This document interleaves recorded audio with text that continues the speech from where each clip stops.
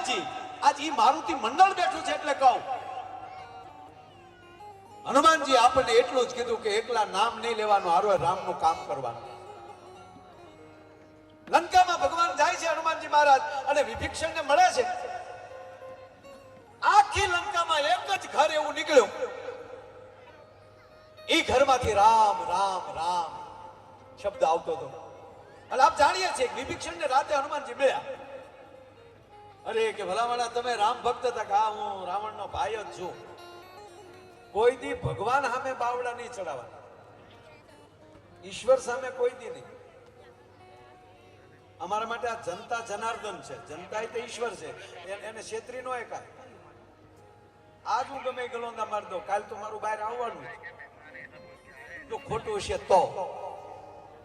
અને ઘણા એવા હશે સાચું હશે એને ખોટું કરવા નીકળી જશે, એની આપણને પરવા નથી. શું કામ? આવા સંતોના આશીર્વાદ છે, અમારા સદગુરુના આશીર્વાદ છે આપણી માથે, એ કોઈ પ્રશ્ન નથી. પણ આપણે કથા જાણીએ છીએ કે ભગવાન હનુમાનજી મહારાજ એ વિભીષણને મળે છે. એટલે હું કહું કે ભગવાન આમાં બાવડે. જો હરણાકશિપુએ શું કીધું કે આખી દુનિયામાં કોઈનું ભગવાનનું નામ ન લેવા દઉં, હરણાકશ બોલ્યો અને કરી બતાવ્યું. હરણાકશે આખી પૃથ્વીમાં ક્યાંય ભગવાનનું નામ જ નહીં. ભગવાન કે એમ તારા દીકરા જ પાસે ન લેવરાવું તો ભગવાન નહીં, પ્રહલાદને એની જ ઘરે મોકલ્યો. બોલો, પ્રહલાદને કીધું કે તું શું બોલે તકવાજી? હું જે બોલું એ બોલી. રાવણ એમ કે હું કોઈથી મરું નહીં, રાવણ એમ કે હું કોઈથી મરું નહીં.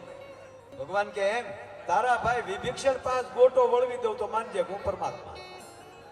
અને લંકાના મેદાનમાં 31મું